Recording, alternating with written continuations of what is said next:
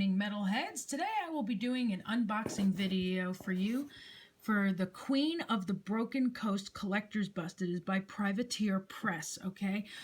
For those of you who might have been seeing this blowing up all over Facebook and other parts of the online miniature painting world, it was a bust that or still is, because it's still available, that was only supposed to be available during the weekend of Adepticon, which happened last week. But it ends up that there are still a few left. I don't know exactly how many, but I do know that this was a bust that was limited to 500 pieces.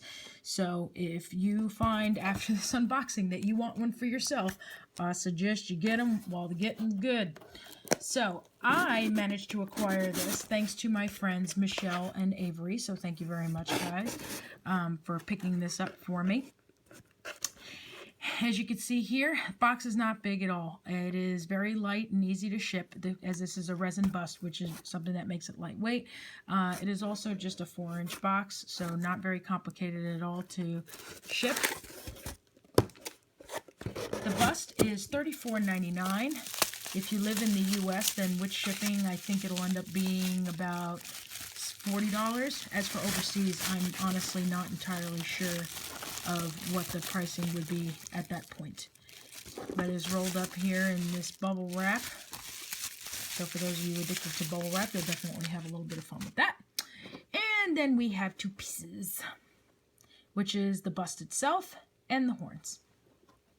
Let's do a size comparison. This is a 28mm Games Workshop Imperial Guard figure against the bust. Give you an idea of size there. Okay, so let's start and take a look. We see that this is a very well sculpted face. Full lips, nice eyes. Let me move the lamp a little bit to help you see better, hopefully. There we go. That actually looks a lot better. Okay. So yes, it is a well-sculpted face, full lips. This here are the grooves for when you put the horns in, so that it creates a tighter fit. The ears are well sculpted. Those are nice elven ears. I really like them. And if you're a booby guy or a girl, you will definitely like the boobs that she's got going on there, okay?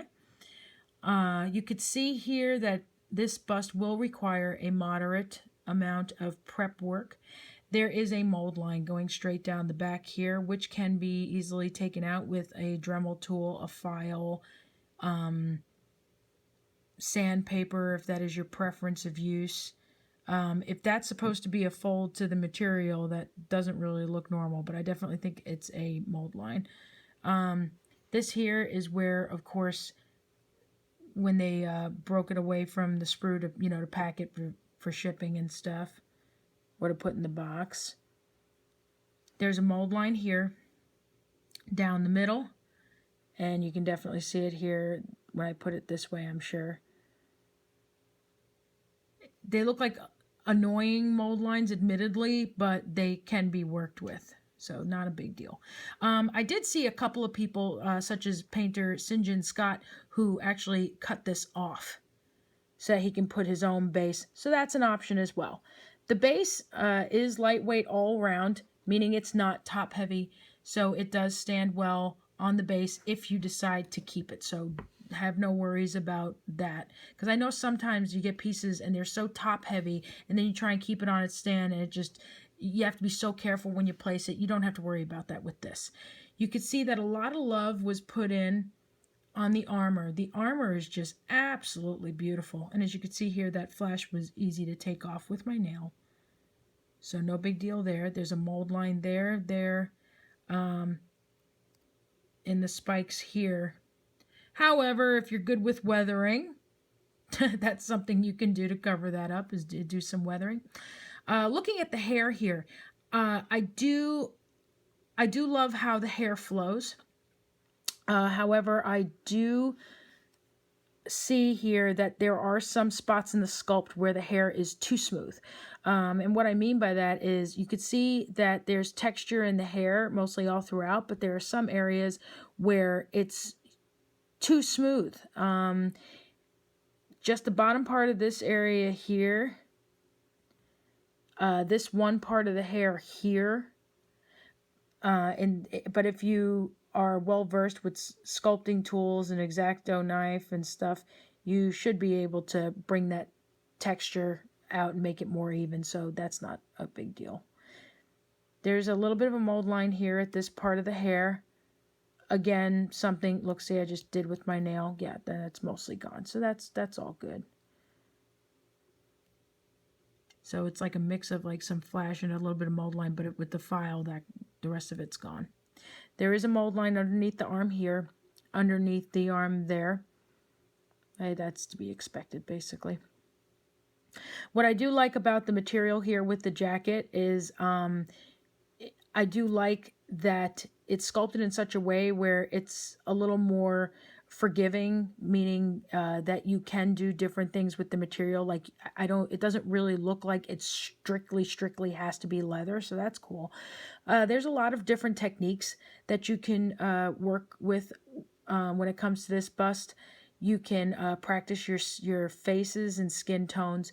You can do NMM, shaded metallics, true metallic metals when it comes to the armor and the bust, the bustier, whatever, metal brush, whatever she got going on there, okay?